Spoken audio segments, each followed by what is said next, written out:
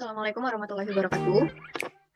Saya Nanda Nisa dengan NIM 12020080003 dari Pendidikan Kimia kelas 3A akan menjelaskan PowerPoint dengan judul yaitu penerapan Problem Based Learning berpendekatan SETS terhadap keterampilan berpikir kritis siswa. Yang pertama, pendahuluan.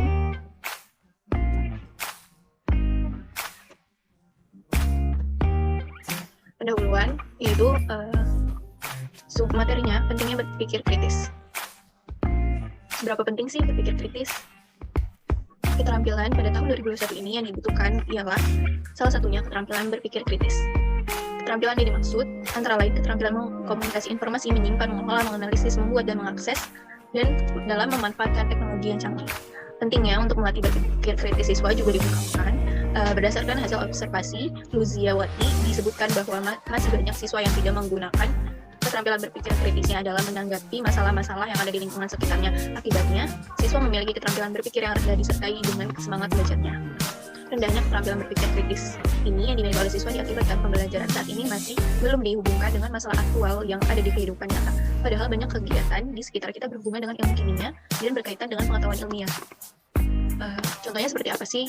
Contohnya itu dalam rangka pembentukan pemahaman kimia yang lebih baik, seharusnya pembelajaran kimia di sekolah diawali dengan penyelesaian masalah yang sering ditemukan siswa dalam kehidupannya.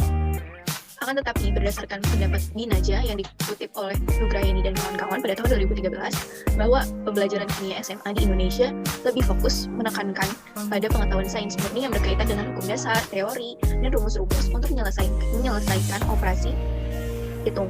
Padahal pembelajaran sains dapat ditingkatkan jika dibawa ke arah yang lebih tinggi dengan mengarahkan siswa pada pemikiran kritis melalui eksperimen ilmiah, pengumpulan data, analisis yang lebih mendalam, dan mengintegrasikan pengetahuan dan proses. Lalu yang ketiga ada model pembelajaran yang bisa meningkatkan berpikir kritis. Model pembelajaran seperti apakah? Salah satu pendekatan pembelajaran yang melibatkan masalah aktual yang dialami siswa mampu melatih siswa berpikir kritis dan menanggapi isu-isu aktual di masyarakat yang diakibatkan oleh dampak positif maupun negatif dari perkembangan sains teknologi bagi lingkungan adalah pendekatan Science, Environment, Technology, Society atau yang dikenal dengan SETS. Apa sih SETS itu?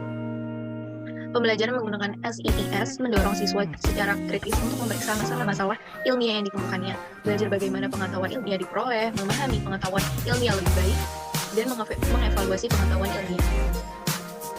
Pendekatan SETS ini juga dapat diimplementasikan menggunakan model pembelajaran Problem Based Learning atau PBL, karena model PBL mampu mengkondisikan kegiatan diskusi berjalan secara optimal untuk menemukan konsep SETS. Selain itu, keterlibatan siswa secara aktif berdiskusi dan berdialog dengan guru maupun temannya dapat mendukung keberhasilan proses pembelajaran. Melalui model PBL, siswa mendapatkan pengalaman belajar untuk bekerja sama dalam kelompok, memberikan dan menerima kritik dari temannya, dan menggunakan keterampilannya dalam mempresentasikan hasil karyanya. Lalu ada pengaruh penerapan PBL berpendekatan SETS terhadap keterampilan berpikir kritis siswa.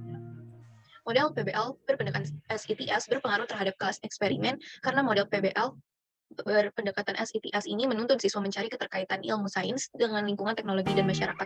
Dengan begitu, siswa dapat mengkaji manfaat dan kerugian dari suatu isu atau masalah yang dihadirkan dalam pembelajaran. Lalu yang kedua ada metode penelitian. Metode penelitian yang dipakai dalam materi ini adalah kuasi eksperimen atau eksperimen. Selanjutnya yaitu desain penelitian. Desain penelitian yang dipakai di materi ini adalah non-equivalent control group design. Ialah desain penelitian sendiri atas kelompok eksperimen, yaitu kelompok yang dikenakan perlakuan tertentu, dan kelompok kontrol, yaitu kelompok yang tidak diberikan perlakuan tertentu. Lalu ada sampel penelitian. Sampel penelitian yang dipakai yaitu purposive sampling atau tujuan tertentu. Sampel yang digunakan pada penelitian di kelas eksperimen maupun kontrol ini berjumlah 37 orang siswa. Lalu ada instrumen penelitian, instrumen tes uraian berpikir kritis dan LKS. Instrumen tes uraian berpikir kritis sebagai instrumen utamanya dan lembar kerja siswa atau LKS yang disusun berdasarkan tahapan model PBL berpendekatan SETS sebagai instrumen pendukungnya. Instrumen tes uraian yang digunakan untuk mengukur 11 indikator berpikir kritis menurut 11 indikator berpikir kritis. Instrumen LKS yang dibuat berfungsi untuk melihat indikator berpikir kritis apa saja yang muncul pada kegiatan pembelajaran dan membantu peneliti untuk melaksanakan tahapan pembelajaran PBL berpendekatan LCTS. Lalu ada hasil dan pembahasan serta kesimpulan. Ini disajikan tabel 1 seperti yang terlihat di PowerPoint.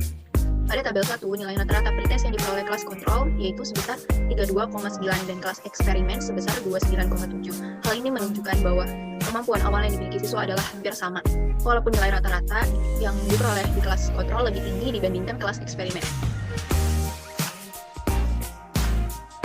Pada tabel 2, selanjutnya pada tabel 2 menunjukkan bahwa nilai rata-rata kelas eksperimen lebih tinggi dibandingkan kelas kontrol yaitu 81,8 dan 76,8. Setelah diberikan perlakuan berbeda antara kelas eksperimen maupun kelas kontrol, secara keseluruhan terlihat bahwa kelas eksperimen yang menggunakan model pembelajaran PBL berpendekatan LCTS memperoleh nilai rata-rata yang lebih tinggi daripada kelas kontrol yang menggunakan model pembelajaran konvensional dengan metode ceramah dan tanya jawab pada materi minyak bumi. Lalu tabel 3 yang terlihat pada PPT dan tabel 4. Berdasarkan tabel 3 dan 4 diperoleh data pretest maupun post-test di kelas eksperimen dan kelas kontrol berdistribusi normal dan homogen. Karena nilai signifikan yang dihasilkan lebih besar dari 0,05. Hal ini menunjukkan bahwa sampel berasal dari populasi normal dan memiliki variasi yang sama atau homogen. Hasil uji hipotesis nilai post-test diperoleh data nilai signifikansi lebih kecil dari 0,05, sehingga dapat disimpulkan bahwa adanya penerimaan H1 dan penolakan H0, artinya terdapat perbedaan rata-rata keterampilan berpikir kritis siswa pada kelas eksperimen dan kontrol. Dengan begitu, model pembelajaran PBL berpendekatan LCTS berpengaruh terhadap keterampilan berpikir kritis siswa. Mungkin sekian presentasi kali ini dengan saya Ananda Koirunisa. Kurang lebihnya mohon dimaafkan. Enjoy this PowerPoint and enjoy this video presentation. Thank you. Wassalamualaikum warahmatullahi wabarakatuh.